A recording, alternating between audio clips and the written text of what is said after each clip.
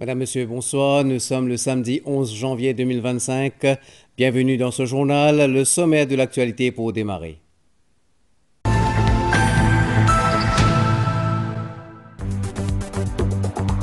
2024 marqué par des périodes de sécheresse records avec des conséquences sur nos ressources en eau. Les principaux réservoirs de l'île affichent moins de la moitié de leur capacité en moyenne. Record de température, 2024 a dépassé 1,5 degré Celsius de réchauffement. Hausse des prix de certains légumes, jusqu'à 30 roupies plus cher le kilo. Les conditions climatiques changeantes pointées du doigt, mais aussi les coûts d'opération. Même si aucun cas de HMPV n'a été enregistré à Maurice, les gestes barrières sont essentiels. De nombreux Mauriciens prennent des précautions, comme nous allons voir dans ce journal. Intempéries dans la région, la tempête tropicale Dikeledi traverse Madagascar ce soir, les Comores en alerte cyclonique. Et puis en boxe, après un parcours impressionnant chez les amateurs, médaille d'or aux Jeux africains, Mervyn Claire disputera son premier combat chez les professionnels en Tunisie le 24 janvier prochain.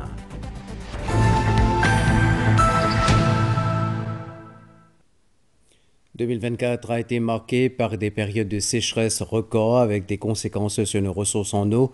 Les principaux réservoirs de l'île indiquaient moins de la moitié de leur capacité en moyenne. Une situation surveillée de près.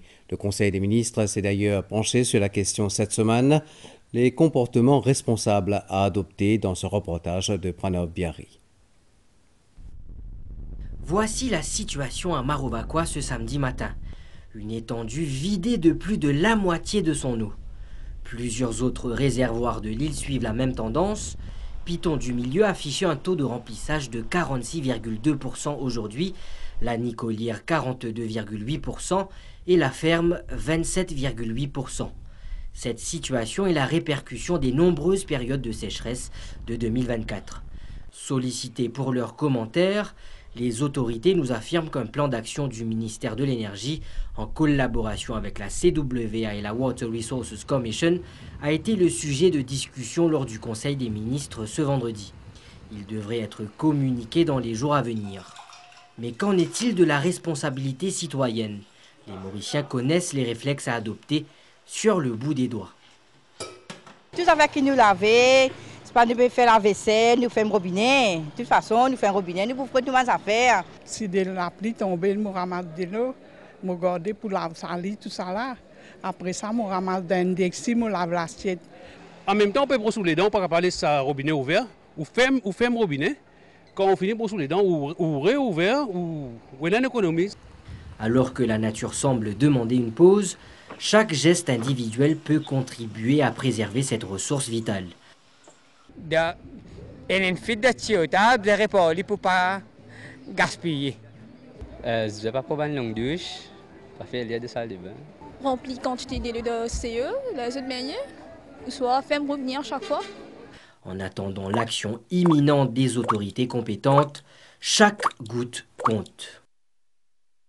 L'année 2024 qui marque d'ailleurs un tournant historique en matière de réchauffement climatique. Dans son dernier rapport, l'Organisation météorologique mondiale souligne que 2024 a été l'année la plus chaude jamais enregistrée et la première à dépasser le seuil critique de 1,5 degré Celsius au-dessus des niveaux pré-industriels. Une situation alarmante surtout pour les petits États insulaires, comme Maurice, dira Vassen Kopemutu. Il faudra aussi revoir les mesures d'adaptation et d'atténuation au changement climatique, selon lui. Le point, Claudette Geoffroy-Gadebadou. C'est un triste record pour notre planète. 2024 est l'année la plus chaude jamais mesurée sur Terre depuis 1850. Durant l'année, sur tous les continents, les phénomènes climatiques extrêmes, sécheresse, vagues de chaleur, inondations et incendies de forêt se sont multipliés. La majorité des données internationales analysées par l'Organisation météorologique mondiale ont indiqué une augmentation moyenne mondiale supérieure à 1,5 degré Celsius pour l'ensemble de 2024. Nous avons vu des températures extraordinaires à la surface des terres et des mers, une chaleur extraordinaire dans les océans, accompagnée, comme nous le savons tous, de conditions météorologiques très extrêmes, affectant de nombreux pays dans le monde, détruisant des vies, des moyens de subsistance, des espoirs et des rêves. 1,5 degré là, c'est un chiffre symbolique parce que ça veut dire qu'il y a l'accord qui vient de passer. Quand nous pas supposés dépasser 1,5 degré là, n'a pas tenu. 1,5 degré, nous sommes capables, comment dire, adapter au changement climatique, prendre une mesure pour capable diminuer sur l'impact, capable d'adapter surtout nous comme un État insulaire. Mais nous trouvons que quand nous pouvons dépasser 1,5 degré là, nous pouvons tomber vers un terrain inconnu, un terrain beaucoup plus chaotique. Pour l'agence onusienne basée à Genève, on n'a pas seulement connu 1 ou 2 années records, mais une série complète de 10 ans. Une situation alarmante qui accroît les répercussions sur nos vies, nos économies et notre planète. Nous connaissons qu'il y a ce qu'on appelle un effet de serre sur la Terre. La température moyenne est 15 degrés. Et avec l'augmentation du dioxyde de carbone dans l'atmosphère, avec l'augmentation de la quantité de méthane dans l'atmosphère, la chaleur du soleil, il peut rester sur la Terre, il peut pas réel dans l'espace. La Terre peut, comment dire, emmagasine, ajoute sa chaleur-là. Et c'est ça qui peut causer le réchauffement de l'air et des océans. Alors, qui l'impact ça a? Nous trouvons aujourd'hui, nous avons un problème de l'eau. Nous avons un réservoir, nous arrivons à un niveau 41%, nous avons une sécheresse, alors qu'il y a une semaine de cela, nous avons une pluie torrentielle. Nous avons un cyclone qui est dévasté à Galiga, comme nous n'avons pas trouvé avant, donc un cyclone beaucoup plus intense. Nous avons aussi derrière nous un sac de sable qu'ils mettaient parce que la plage peut éroder. Ça veut dire que le niveau de la mer peut monter à un rythme accéléré, 5,8 mm par année à Maurice, 3,3 mm mondialement. Nous pouvons trouver aussi qu'il y a une canicule. Le réchauffement des océans a joué un rôle clé dans les températures records de l'année dernière, une tendance qui se poursuivra en 2025, avertissent les experts en climat. Dans l'actualité politique, nous apprenons que de nouvelles nominations ont eu lieu au sein du MMM. 3 postes vacants ont été remplis et avalisés lors du comité central réuni ce samedi. Johanna Béranger est la nouvelle vice-présidente du MMM. Fauzi Alimon devient secrétaire général adjoint et le poste d'assistant trésorier sera occupé par Anil Siraton. Selon une source proche du parti, le remplacement de Franco Quirin comme vice-président du MMM est dû au fait que le député s'est exclu du parti depuis quelques semaines déjà. Ce dernier a été informé de cette décision. Sollicité par la MBC pour une déclaration à la suite de cette décision, le député Franco Quirin, actuellement à l'étranger, nous a répondu qu'il compte prendre contact avec les médias à son retour au pays le 24 janvier prochain. En ce mois de janvier, les prix de certains légumes ont connu une hausse significative de 20 à 30 roupies le kilo, tandis que les maraîchers pointent du doigt les conditions climatiques changeantes. Entre chaleur, sécheresse et pluies intenses, les consommateurs tentent tant bien que mal de s'adapter. Une équipe de la MBC s'est rendue à la foire de Cuepipe et à celle de 4 bornes pour mieux comprendre la situation. Reportage Sarah Ono. Au marché de Cuepipe et à celui de 4 bornes, le prix en hausse des légumes ne passe pas inaperçu. Si certains consommateurs choisissent avec soin des légumes qui sont moins chers, d'autres prévoient d'alterner avec les grains secs. Les légumes bien augmentés, vu que la sécheresse aussi, il y a moins de aussi. C'est pourquoi on comprend que le prix avait monté définitivement. Par exemple, du roman a augmenté, laitue bien chère. On comprend aussi autre aliment comme grains secs. Là, on a acheté du roman. On a acheté concombre, on a acheté calba, et on a acheté comme la margosse. Quand les besoins de ticket, là, je ne peux pas acheter. Je ne peux pas acheter quand les 100 roupies, je ne peux pas acheter. Les maraîchers attribuent cette augmentation au défi imposé par le climat chaud avec des épisodes d'averses qui affectent les récoltes. Quand il y a de l'eau, plantation pas développée. Là, il commence côté qualité ici, côté conseil diminuer. Si les temps là pas arrêté normal, comme on a une petite basse pression, on a un petit cyclone, il peut prendre l'effet, trop la pluie torrentielle, tout ça. Comment c'est puis ce côté humide, soit c'est trop gros la pluie pourrie. Dites ainsi pareil. Et là, normalement quand le morceau nous a tigé, prix là il flambé. Une étude menée par l'Association des consommateurs de l'île Maurice indique que cette hausse des prix des légumes est due au coût des opérations. Et il y a des fois une exagération entre ce qui le prix qui vendait l'eau wholesale market et le prix qui peut vendre dans le bazar. Les frais additionnels de transport entre les marchés en gros et les marchés régionaux seraient l'un des facteurs de la hausse des prix.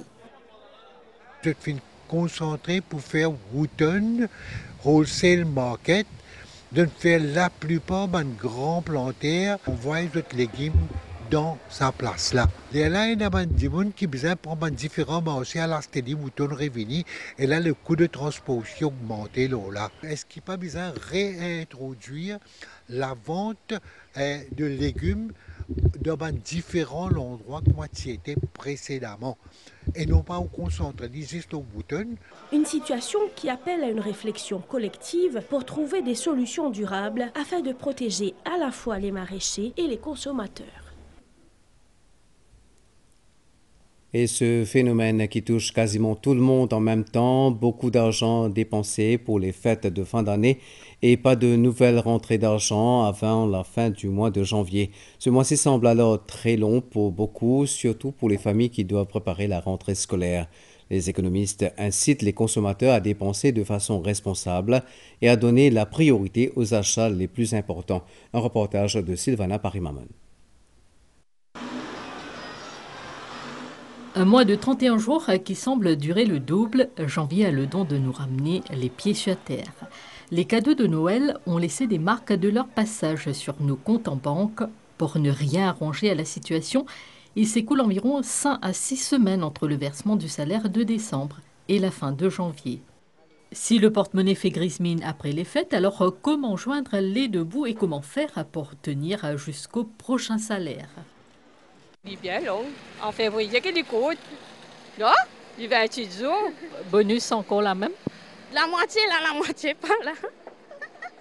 Et pour madame? Pour moi, c'est pareil, la moitié là, la moitié.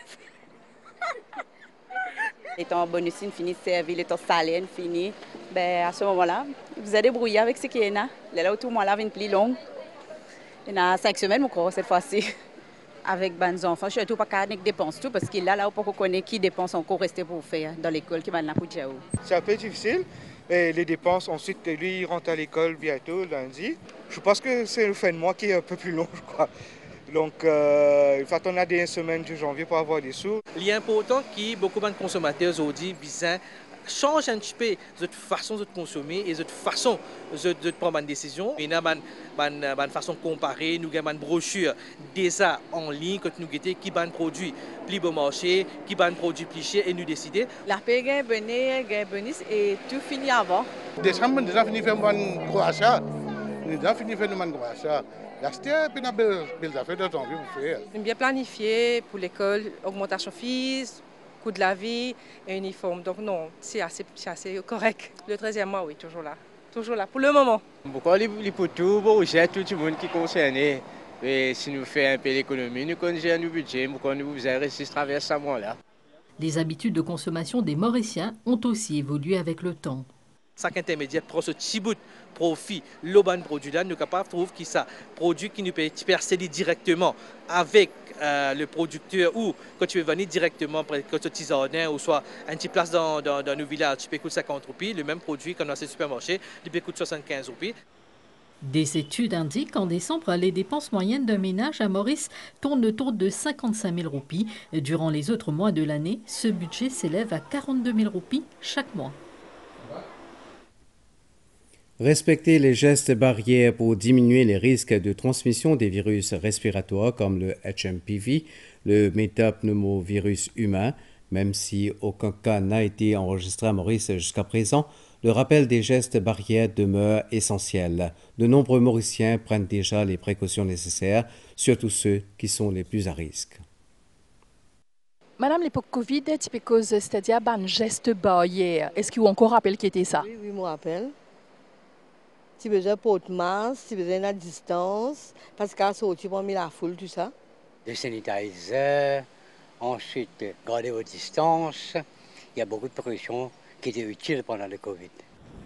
Les bons réflexes à adopter pour se protéger et protéger les autres, comme le port du masque, sont toujours bien présents. On prend précaution. pour ne pas ramasser n'importe quel virus. Parce qu'il y a la grippe et la fièvre, douleur à la tête, mon corps, on a toussé tout ça là. On a beaucoup de familles infectées. La cause ça m'a fait peur, moi je me prends mon masque. Mais le masque seul ne suffit pas. Il faut aussi bien se laver les mains ou les désinfecter. Première des choses, c'est lave la main avec de l'eau de savon, au moins pendant 20 secondes. Ça, c'est très important parce que les mains sont porteurs de germes. Donc, ce sont les mains qui ensuite nous tous le nez, la bouche avec ça et ils causent problème. Maintenant, nous sommes capables de servir un hand sanitizer aussi à la portée des mains.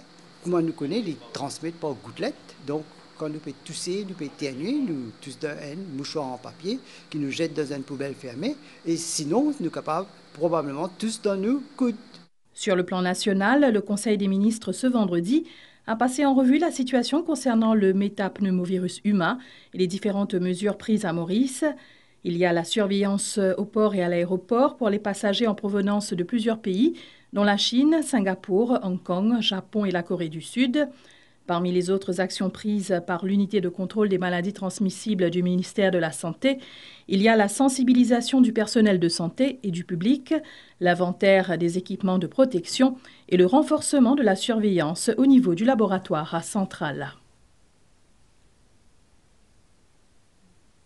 L'entrecoupe dans l'industrie cannière dans quelques instants.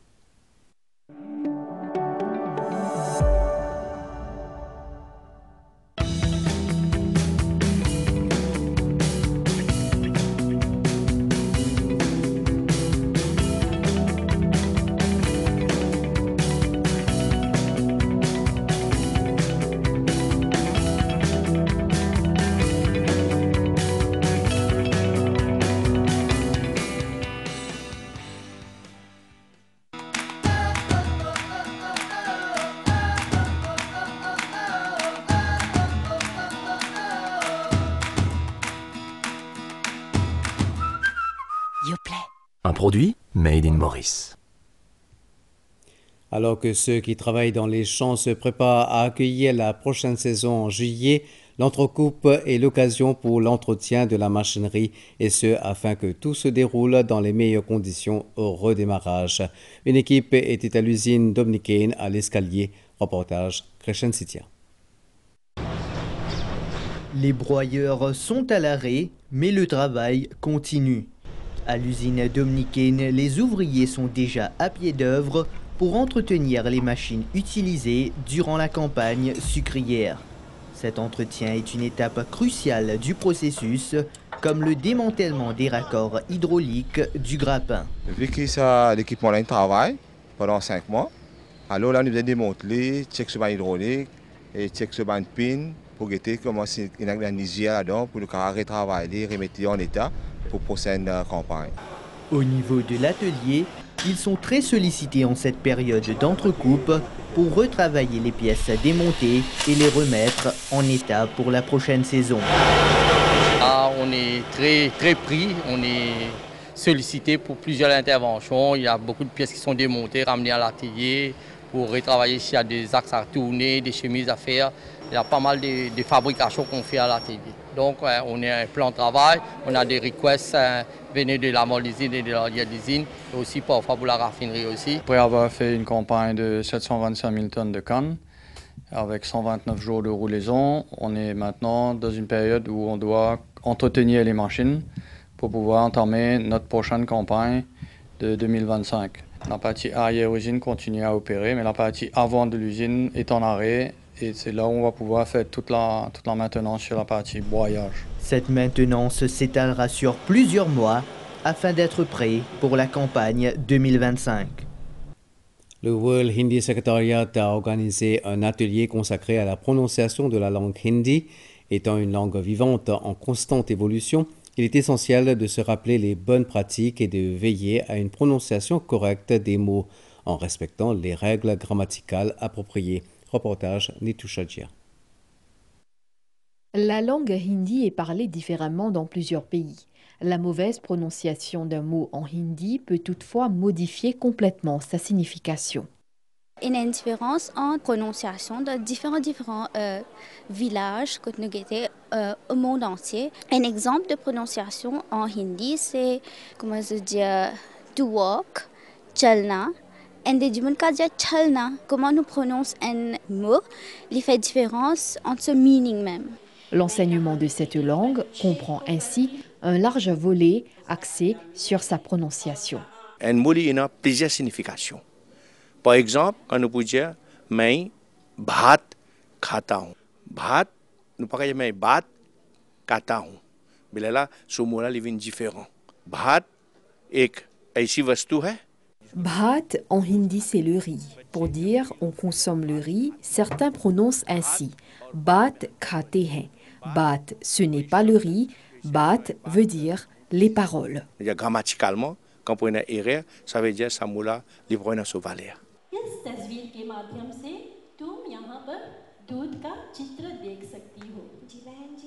La langue hindi s'apprend notamment à travers des interprétations artistiques.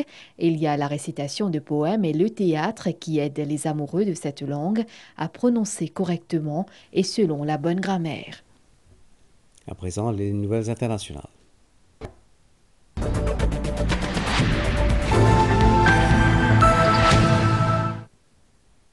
Dans la région, la tempête tropicale modérée Dikeledi au nord-ouest de Maurice traversera Madagascar ce soir pour transiter à environ 75 km de la pointe sud de Mayotte et des Comores durant la journée de demain. Elle deviendra alors une forte tempête tropicale. Des vents de 50 à 60 km/h en moyenne sont attendus sur l'ensemble de l'île et possiblement plus intenses sur le sud avec des rafales entre 100 et 120 km/h. Précipitations orageuses, fortes rafales de vent et risques de submersion marine sur les côtes ouest et sud sont attendus. De nombreux incendies font rage à Los Angeles pour le 4e jour consécutif. Le bilan est désormais de 11 morts. Néanmoins, le vent qui attise les flammes a commencé à faiblir. Les pompiers peuvent commencer à contrôler l'incendie le plus important parmi les 5 qui sont encore actifs sur la côte de Malibu et le quartier UP.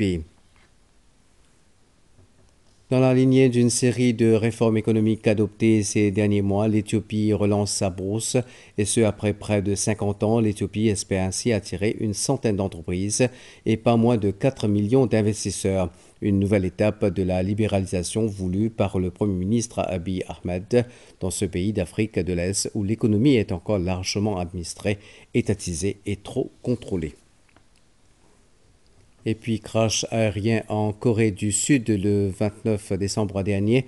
Les 2 boîtes noires ont cessé d'enregistrer 4 minutes avant l'accident. Ce Boeing 737-800 de la compagnie low-cost sud-coréenne Jeju Air en provenance de Bangkok avait atterri sur le ventre à l'aéroport de Moana dans le sud-ouest du pays et s'était fracassé contre mur. Au total, 179 passagers sont morts. Seule une hôtesse et un steward ont survécu à l'accident, le pire catastrophe aérienne survenue en Corée du Sud à ce jour.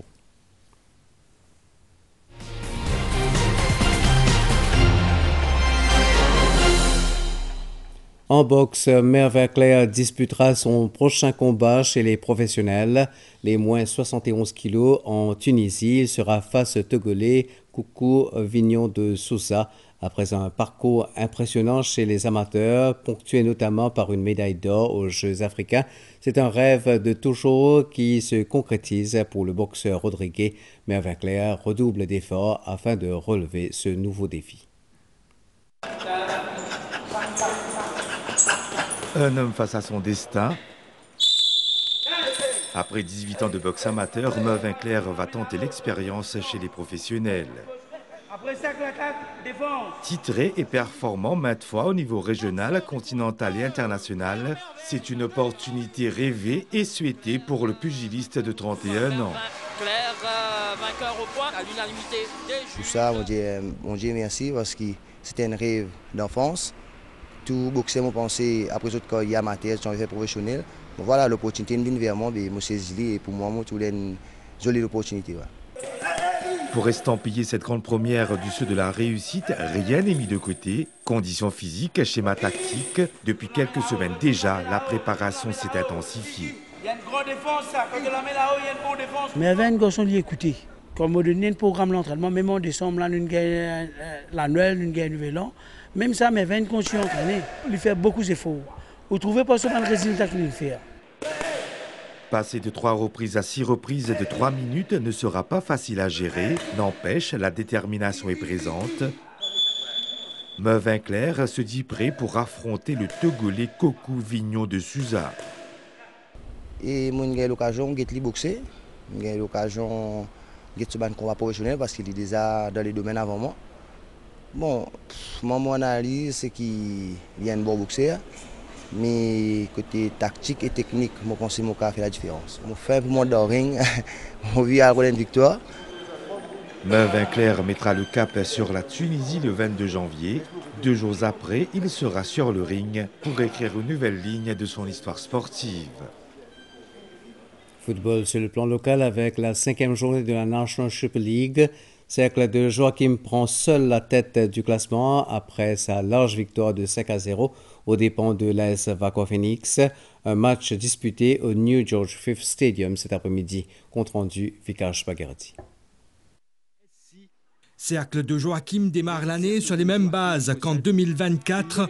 Le champion de Maurice en titre n'a pas fait de cadeau à l'AS Vakwa Phoenix au New George Fifth Stadium en ce samedi après-midi.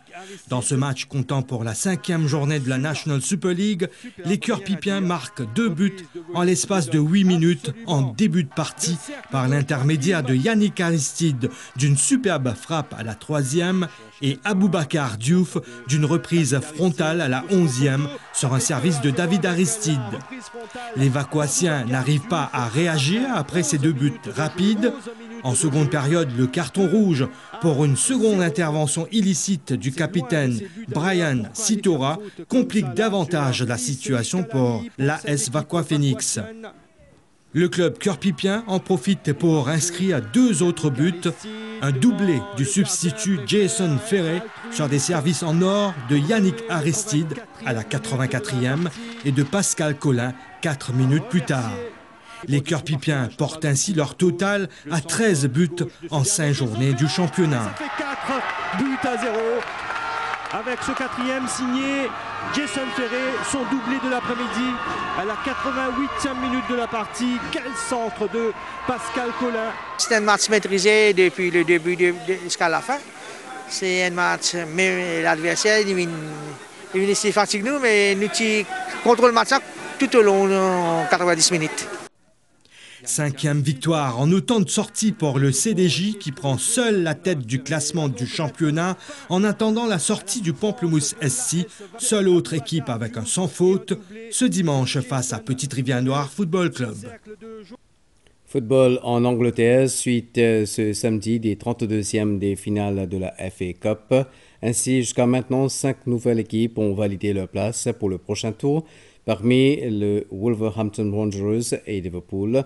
Les Loups sont allés battre Bristol City 1-2. De leur côté, à domicile, les Reds sont tranquillement dominés Accrington Stanley, pensionnaire de Ligue 2, 4 buts à 0. Actuellement, Chelsea affronte Morecambe, également de la Ligue 2. Le score est de 1-0 en faveur des Blues. Notez qu'à 21h45, Manchester City recevra Salford City, 3e de Ligue 2, et que demain soir, le choc de ce tour de la FA Cup opposera Arsenal à Manchester United. À présent, le temps qu'il fera ce soir et demain, la page météo.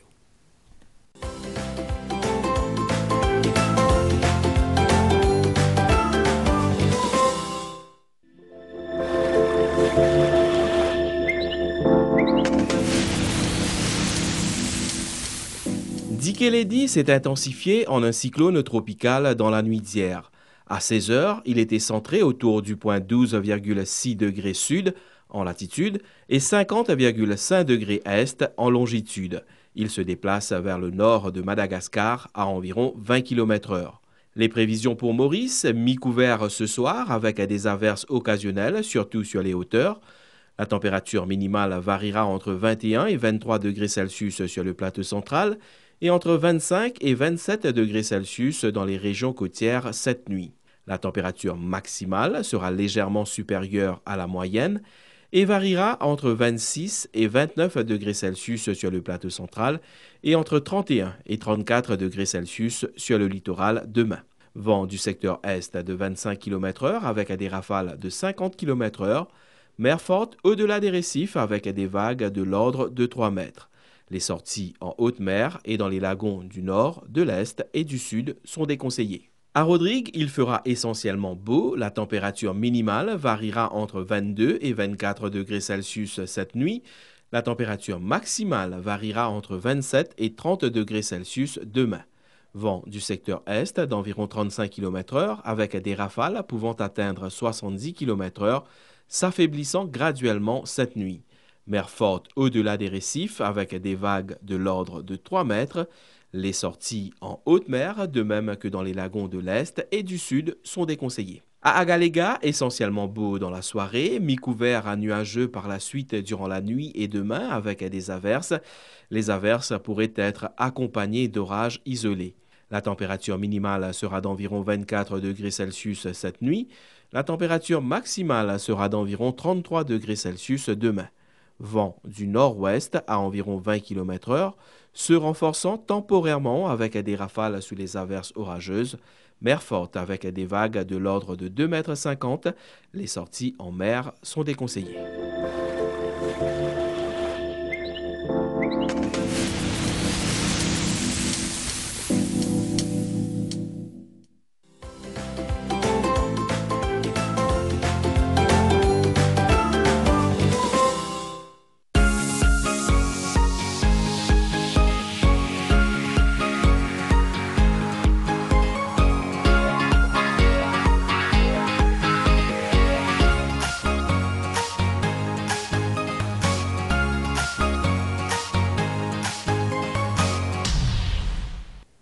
Ce qui nous amène à la fin de ce bulletin. Bonne fin de soirée sur la MBC.